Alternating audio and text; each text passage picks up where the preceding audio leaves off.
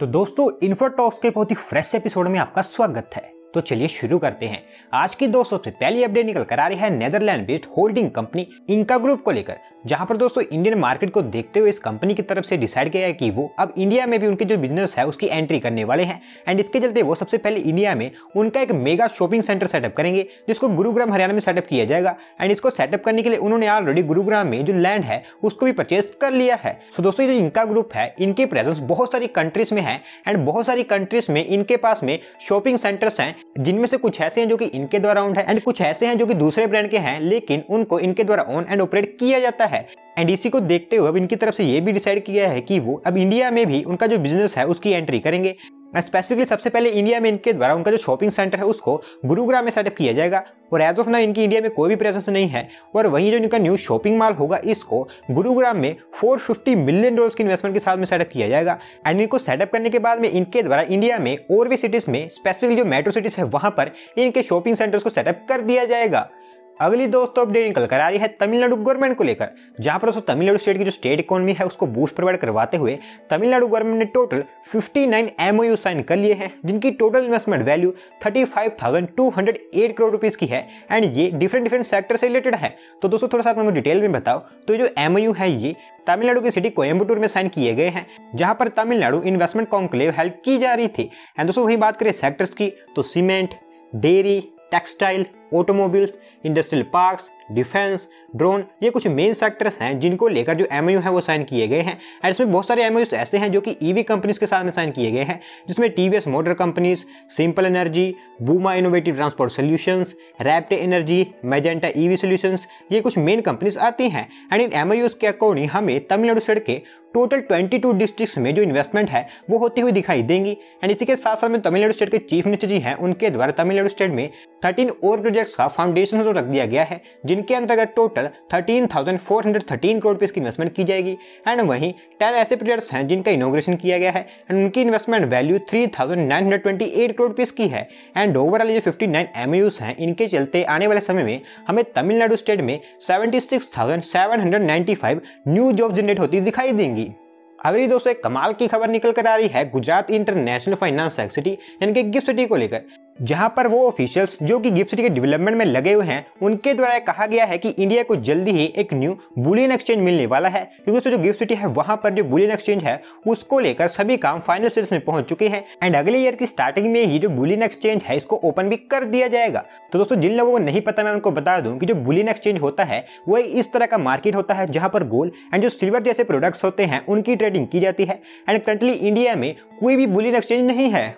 हालांकि जो इंडिया है वो world's largest gold consuming country मानी जाती है, लेकिन करंटली इंडिया में जो प्रॉब्लम है वो ये है कि इंडिया के पास में कोई भी बुलियन एक्सचेंज ना होने के कारण इंडिया करंटली ये जो गोल्ड है इनकी ट्रेडिंग को लेकर प्राइस सेटर नहीं बन सकता है। यानी कि आप कह सकते हैं कि इंडिया जो गोल्ड एंड सिल्वर के प्राइस होते हैं उनको स्पेसिफिकली कंट्रोल नहीं कर सकता है।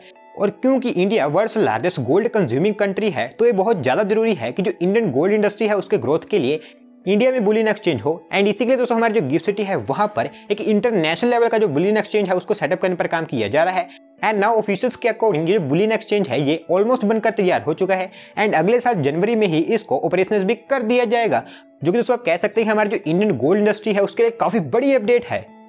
अगली दोस्तों अपडेट निकल कर आ रही है Gurugram based Indian IT firm Nxtra data limited को लेकर, जहां पर दोस्तों इंडिया में उनका जो डाटा सेंटर बिजनेस है उसको एक्सपांड करते हुए नेक्स्टा डाटा लिमिटेड के द्वारा सक्सेसफुली तमिलनाडु स्टेट में उनका एक न्यू डाटा सेंटर ओपन कर दिया गया है, जिसको तमिलनाडु की कैपिटल चेन्नई में ओपन किया गया है।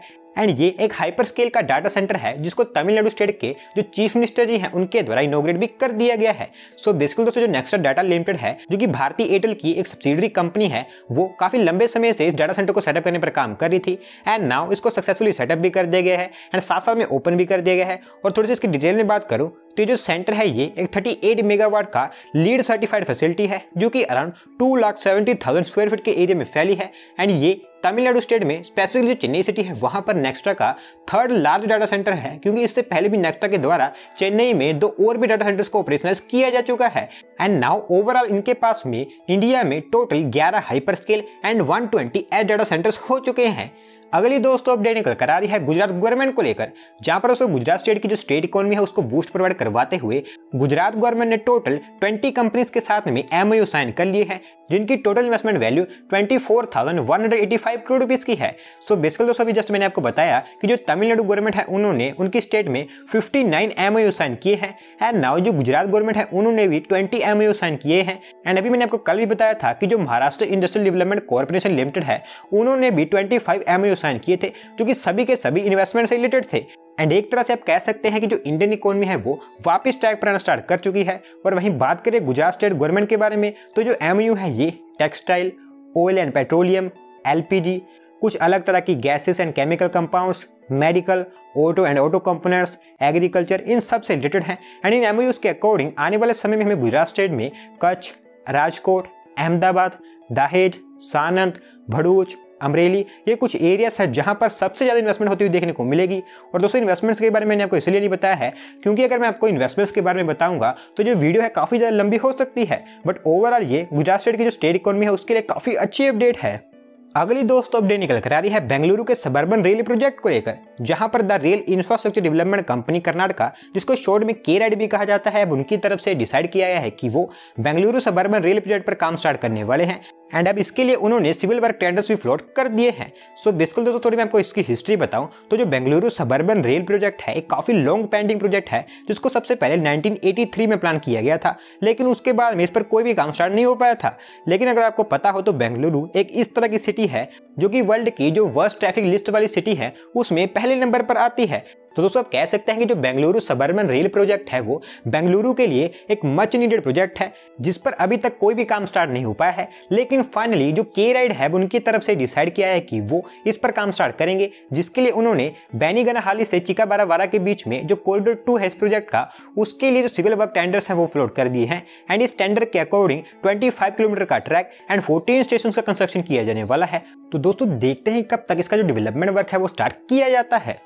बढ़ते हैं दोस्तों अगली अपडेट की तरफ, जो निकल कर आ रही है उड़ीसा गवर्नमेंट को लेकर, जहां पर दोस्तों उड़ीसा स्टेट की जो इलेक्ट्रॉनिक सिस्टम डिजाइन एंड जो इलेक्ट्रॉनिक मैन्युफैक्चरिंग है उसको बूस्ट प्रोवाइड करवाने के लिए, स्पेसिफिकली जिसको शॉर्ट में ESGM इंडस्ट्री भी कहा जाता है, उसको बूस्ट प्रोवाइड करवाने के लिए उड़ीसा गवर्नमेंट के द्वारा एक न्यू इलेक्ट्रॉनिक पॉलिसी को प्रिपेयर कर लिया गया है। एंड इसको उड़ीसा की कैबिनेट की तरफ से अप्रूव भी कर दिया गया है। तो दोस्तों ये जो पॉलिसी है ये अगले 5 सालों तक वैलिड रहने वाली है, यानी कि 2021 से 2026 तक वैलिड रहने वाली है। एंड इस पॉलिसी का मेन एम ये है कि जो उड़ीसा स्टेट की इलेक्ट्रॉनिक इंडस्ट्री है उसके ग्रोथ के लिए उड़ीसा को as an attractive destination promote करना है। एंड इस पॉलिसी के अंतर्गत जो भी कंपनीज उड़ीसा स्टेट में स्पेसिफिकली जो इलेक्ट्रॉनिक इंडस्ट्री है वहां पर इन्वेस्टमेंट करेंगे, उनको हमारी जो सेंटर की PLI स्कीम है उसके अंतर्गत जो इंसेंटिव है वो तो दिए ही जाएंगे। एंड साथ साथ में जो उड़ीसा गवर्नमेंट है उनके द्वारा भी एडिशनल बेनिफिट प्रोवाइड करवाए जाएंगे। और वहीं इस पॉलिसी के जो टारगेट्स हैं उनको अचीव करने के लिए the Orissa computer application centre को इसकी नॉलेज एजेंसी चुना गया है। तो दोस्तों देखते हैं कि आने वाले समय में ये जो न्यू पॉलिसी है ये उड़ीसा स्टेट की जो इलेक्ट्रॉनिक इंडस्ट्री है उसमें कितना बदलाव लाती है।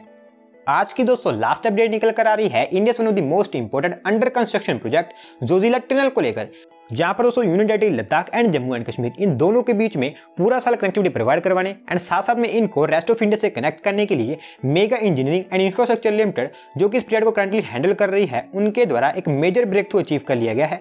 जहां पर उन्होंने जोजिला टनल प्रोजेक्ट के अंतर्गत जो टनल 1 है उसका जो एक्सकवेशन वर्क है उसको कंप्लीट कर दिया है। सो बेसिकली दोस्तों जो जोजिला टनल है वो एक 2 लेन टनल है, जिसमें हर एक लेन ईच डायरेक्शन के लिए होने वाली है। एंड इस पर जो काम है वो काफी तेजी से किया जा रहा है, और क्योंकि इसको एक काफी डिफिकल्ट एरिया में बनाया जा रहा है तो ऑब्वियसली जो कंस्ट्रक्शन है उसके दौरान कई सारी जो प्रॉब्लम्स हैं उनका सामना करना पड़ रहा है। लेकिन इसके बावजूद भी जो mega engineering and infrastructure limited है उनके द्वारा इस टनल 1 का जो एक्सकवेशन वर्क है वो कंप्लीट कर दिया गया है, जिसके चलते आप कह सकते हैं कि जोजिला टनल प्रोजेक्ट के अंतर्गत जो टनल 1 है उसका most of the work complete हो चुका है।